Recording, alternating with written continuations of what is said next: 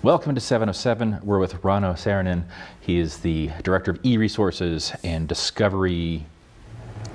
E-Resources and Discovery Specialist. Discovery Specialist. Discovering things. At the Sonoma County Library. You guys have the most wackadoo titles lately. Everyone's creating, it's because you guys are in this transformative age, right? Right. I've met the digital director. You find me a digital director 20 years ago. Right. No such thing. E-Resources and Discovery Specialist. What is that in the context of the Sonoma County Library System? So the previous, like the title would have been Webmaster. Yes, big upgrade. That's a good one. Yeah. And nowadays there's more to like digital resources than just the web. And so, like if it had been up to me to actually come up with the title, I might have called it like Digital Director. Well, I mean, we should point out a website for Sonoma County Library isn't as simple as turning on a Squarespace account. I mean, this is an involved venture dealing with data that has to be migrated from cards probably back in the day, all the way to what we're doing now with open resources and that kind of thing. It's a huge venture, and the interface has changed quite dramatically and quite pleasantly in recent months. So congrats on that. But you didn't always work for libraries. Right. You go all the way back to Sweden, I presume? So close. So close as to be offensive. Sorry. No, not at all. So your career must have started at the sort of dawn of all of this sort of digital change. Yeah, right? I got into legal publishing, and I actually was on the writing editorial side. And I was in legal publishing for about 10 years.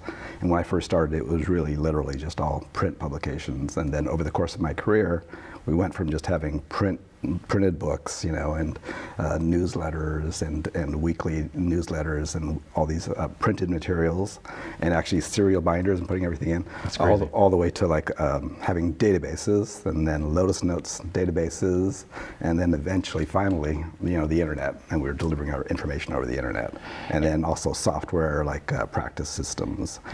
Is that where you got your taste for dealing with information and moving it around? Yeah, so like I was involved on the editorial side. You made the information. I wrote it. Yeah. And then then became an editor, and then coordinating editor, and just did all of that editorial side of things.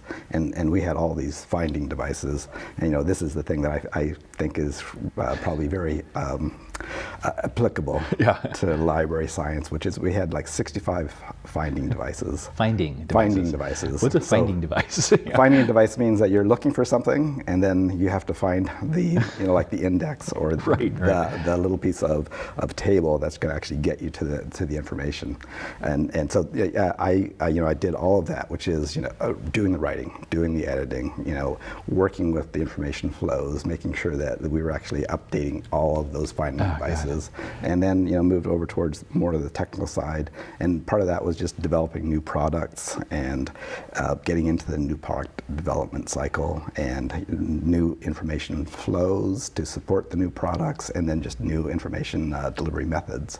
Now, it's ultimately ones and zeros, of course, but the salient bits of knowledge and wisdom that we pass, through the library system or the internet as a whole, Google, what have you, that's what's most important. And it's so easy to lose it. I don't think people have the appreciation of the evolution that's occurred in the last 20 years to get us to the point where we can just type in whatever we want, and before we even finish, oftentimes, it already has found it. Yeah, well, that's for me, that's a really interesting aspect, because our websites nowadays are going past just displaying a website to displaying something that's actually appropriate for a mobile device. Why? Right. It's because most people are now accessing their information on a mobile device, and in reality, what's happening is that the information is all still back there. And in a way, all that's happening is it's the user interface that's changing. And so, like the way that I actually think about it is how does that user actually figure out that little tiny screen, has access to the entire world? And for somebody who's an informational professional like me, I can imagine all sorts of interfaces and all sorts of ways of giving people access.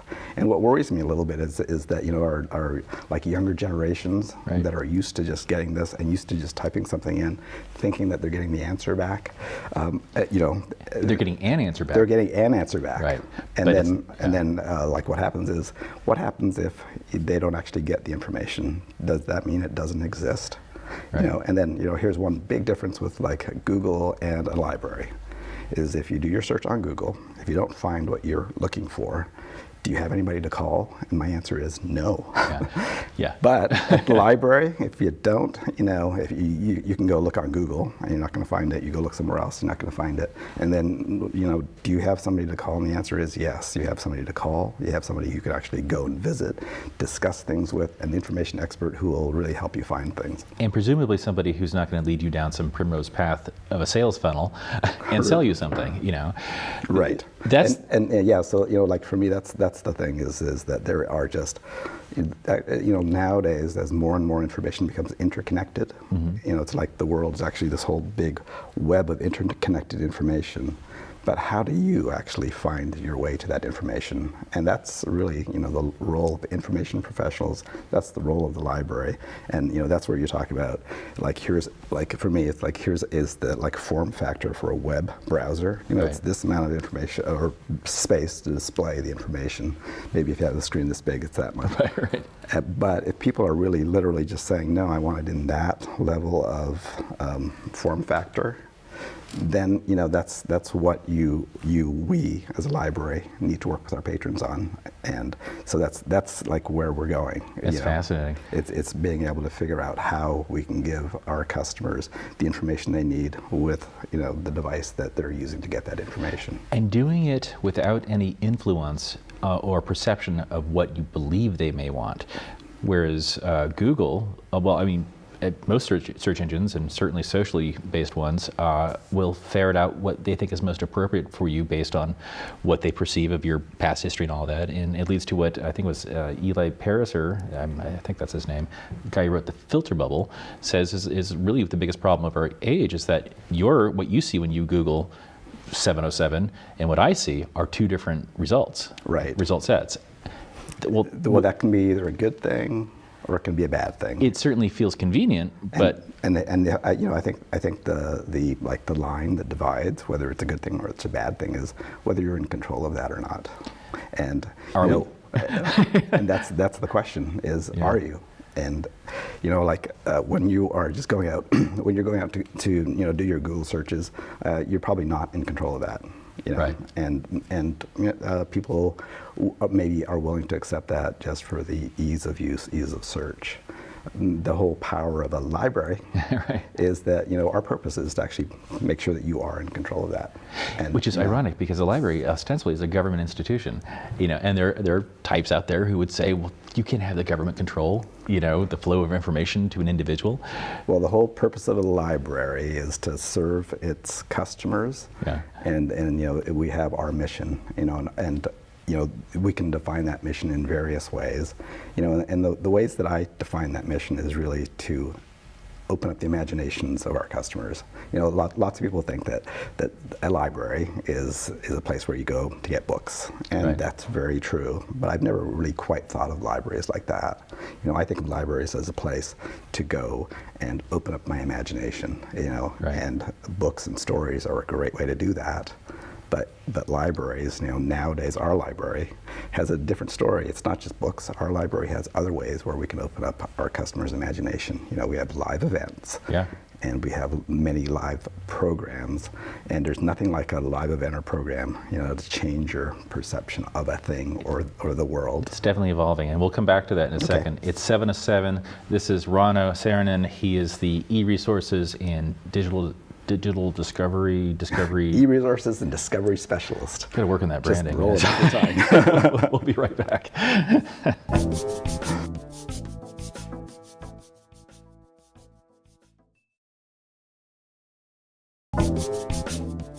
And we're back on 707. We're having a chat here with Rauno Saarinen. He is the e-resources and discovery specialist at the Sonoma County Regional Library. You are from Finland, which is very far from Sonoma County. Let's retrace the steps, starting in Finland, about how you got here. Sure. I was 2 when my parents picked up the family and moved us to Canada.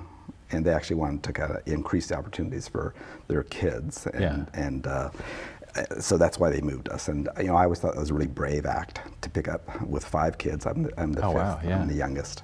And then I was raised in Canada, and I was raised in Oshawa. It was a General Motors factory town. Oh, wow. And I remember taking my bike and riding downtown to our library there, and that was a really great, thing for me to do. And I grew up in Canada. I moved to California. So you identify as Canadian, not Finnish, or I identify as Finnish Canadian living in California for 20 years. Right. Okay.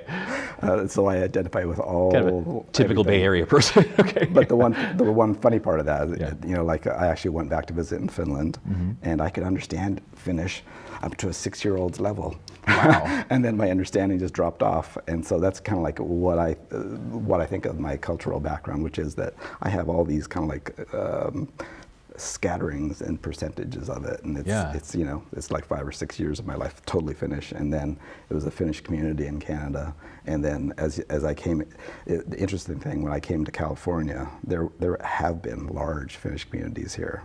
Wow. But I didn't connect with any of them because the Finnish communities that settled in California were settled over in Berkeley, and they settled probably 2 or 3 generations ago. Wow. So that at this point there is a Finnish hall, but most of the people going there are not my age. Right. My age, they're all Americans now. Yeah. Did you have any particular perceptions you developed when you were sort of coming of age in Canada? Or America, or North America? Well, the biggest thing about being a Canadian is that you have a little bit of a Canadian view on the world, and the Canadian view on the world is that you are not able to solve the world's problems. Right. And so you just kind of like have that view of the world in that it's a dialogue, it's a discussion. It is not that the Canadians know the best way to do everything in the world. But now that you're in America, you're wrong, right? So, no, just kidding. just kidding. Now that I'm in America, I can have an opinion about lots of things. And your career is really interesting because not only did you begin, I'm not sure if you began, but you had been a writer and you had worked in legal stuff. Yeah, that was my first job in out of college. Okay, yeah. And you also were in wine for a bit. I was creating back-end systems for online wine sales or club management. Right, and that was working with their wine websites and working with the marketing on the wine websites. Yeah. And just getting the wine website set up to use marketing programs, so affiliate programs, email programs, and getting some of the back-end data systems working. So I would surmise that whole scene, as I remember, exploded in 2005 or so. Is that about the timeline? Well, I was actually in the wine. I was doing some that wine work a couple of years ago. It's probably, I'm guessing, about 3 years ago. Oh, okay, yeah. So that'd be like 2013. I just assume you're at the forefront of everything. So, that's great. How have these experiences collectively assisted in your career at the library now? Is it just data to you? Is it just a neutral concept, or is there is library data special? Is it different? It's all information, and it's all accessing information, and it's all how to make that information available to people. Mm-hmm. And so when I was working in legal publishing, that's working with a lot of technical information. And like I said, we had 65 finding devices. And the reason that you're going to be able to give somebody 65 finding devices is because they're professional users. Right. And it's all, in order to do their job, they're going to actually work hard enough to go through your 65 finding devices. And from there, I was doing documentation for an insurance company, and doing documentation for an insurance company there's 2 fascinating parts of that. Was to be able No way. There's even more fascinating parts, but at least 2, which is that I had been writing for a real professional audience, and then when you're working for an insurance company, right, what you're writing for is you're writing for I don't want to be demeaning or anything, but a 5th grade level. Mm-hmm. What that means is that you're even though they're high school graduates at a minimum to actually work for the company, the level that you're writing at is a 5th grade level, so that they can actually follow the materials. It's simple enough so that there's no questions, that they'll actually get everything that you're writing for them, because you want them to do everything right. Right. So that's the level of the writing. And then the other part of that was just organizing all that information for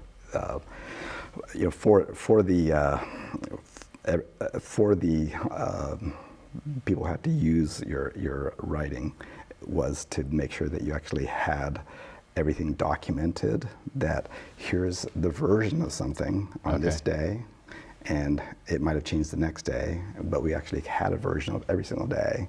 That's crazy. That we had the documentation in place. And that's, like when you work for insurance companies, it's for compliance purposes. And legal stuff, yeah. And legal stuff, so that, if they ever get audited, sued, then you can say, well, here's what we were doing that day. And that was, from just a geeky back-end technology perspective, that was a cool thing to do, is be able to give them that absolute, this is what your version was right on that day.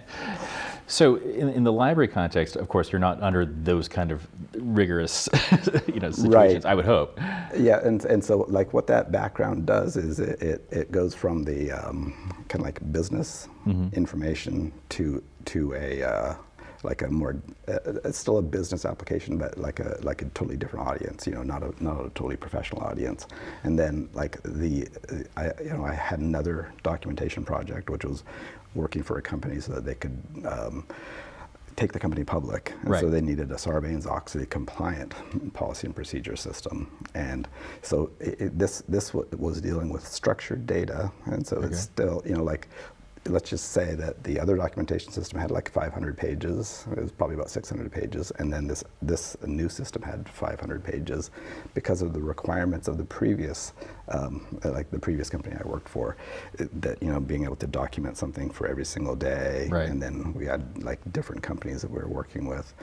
It wasn't just one structured piece of content, but when I went to work for this company that had 25 restaurants, wanted to take the company public, it was a very structured set of policy and procedures of 500 pages that we were able to collapse down to one page, like a one-page website, and then collapse and expand divs to like 500 pages. And do it on the fly. Do it on the fly, one page at a time. My God, man. And that was, from that technology perspective, giving somebody only one place to go to get all the information is what people want. Yeah. That's a Google-esque way of doing something.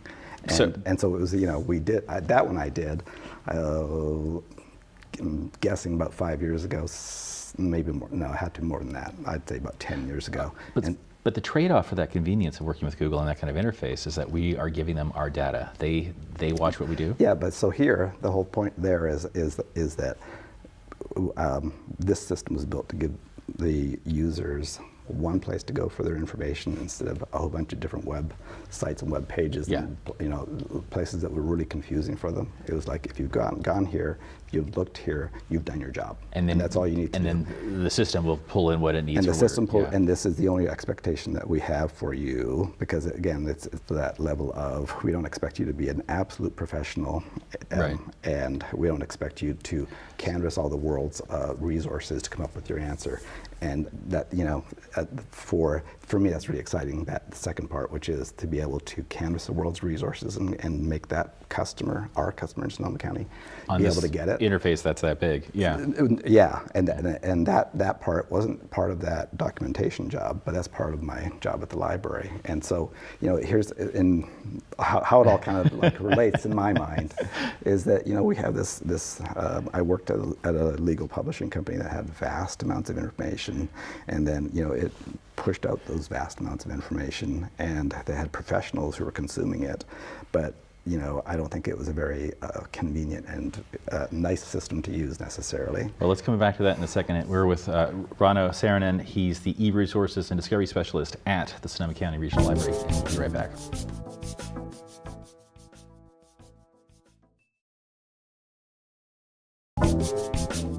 And we're back on 707 with Rauno Saarinen. He is the e-resources and discovery specialist at the Sonoma County Regional Library.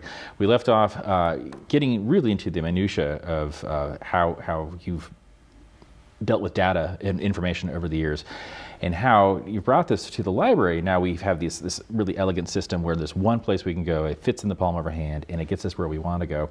But I was kind of alluding to the fact that Google extracts so much data from us when we use that interface. Does the library extract data from us? The library doesn't extract data the way that Google does. Yeah. And it doesn't, and the question is, should it?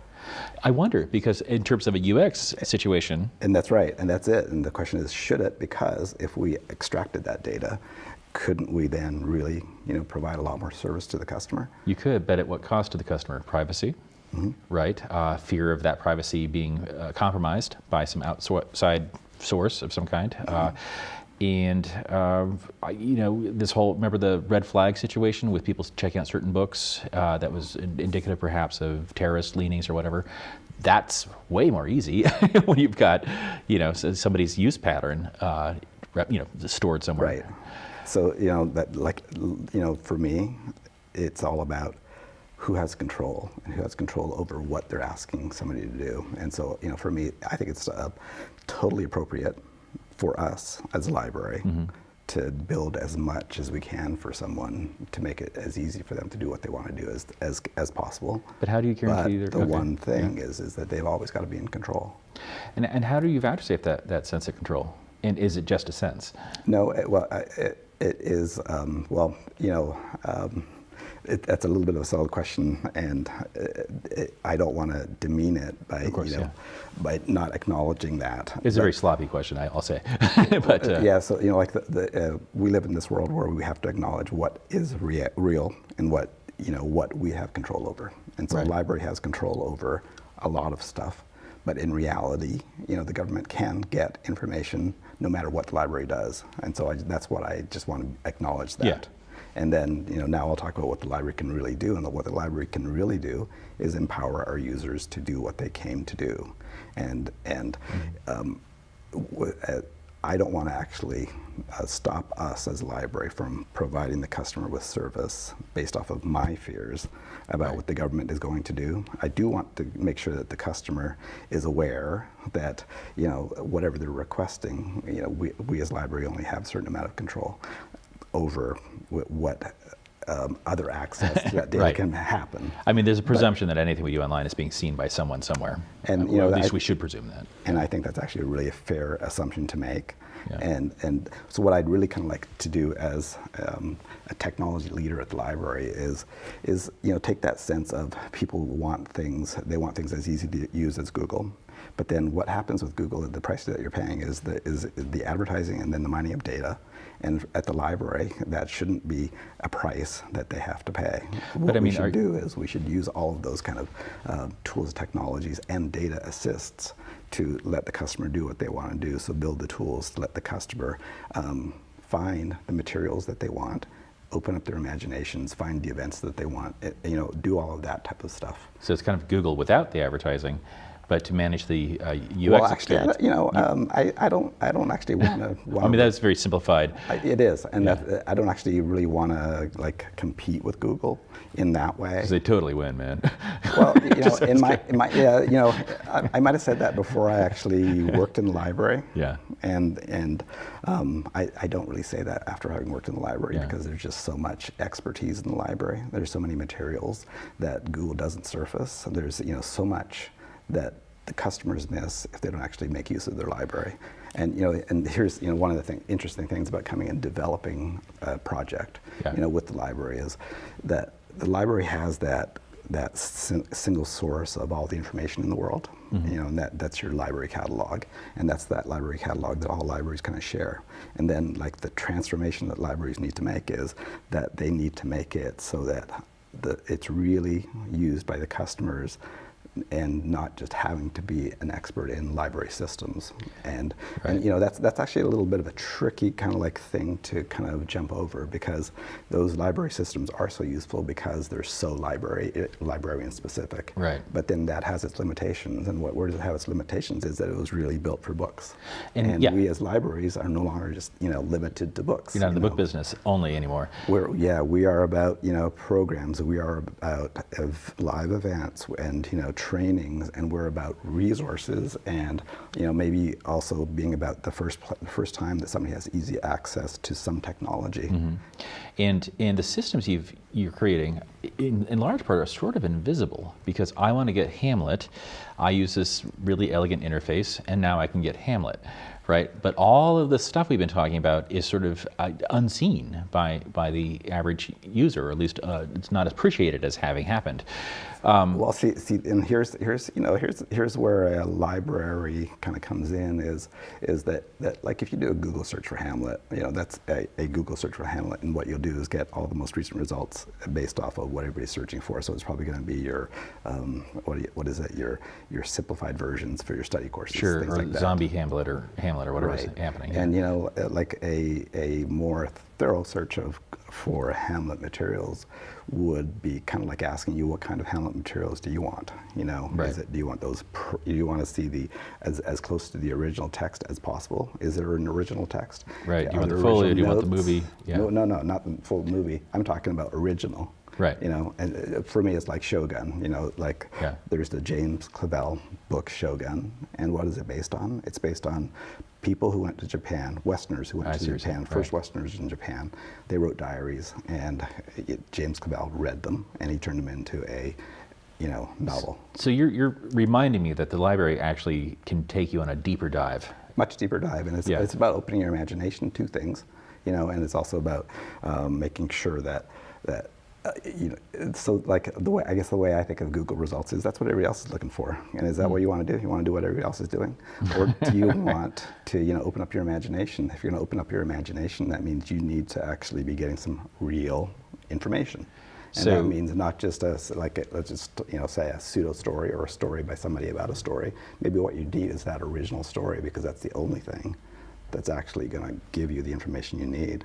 And it's the same thing as like live events. I went to a flamenco live event, and I had no idea what I was missing by not going to a live event, because you watch a flamenco dance on TV, there's the audience, there's the dancer, there's the guitarist, and they're actually changing who's actually leading. And you don't realize, at least I didn't realize it, and even if somebody told me that, you don't understand it until, like for me, when I went to the live event, and the dancer was leading, and then changed, the guitarist was leading, and then they looked at us, the audience, and they said, go ahead, lead.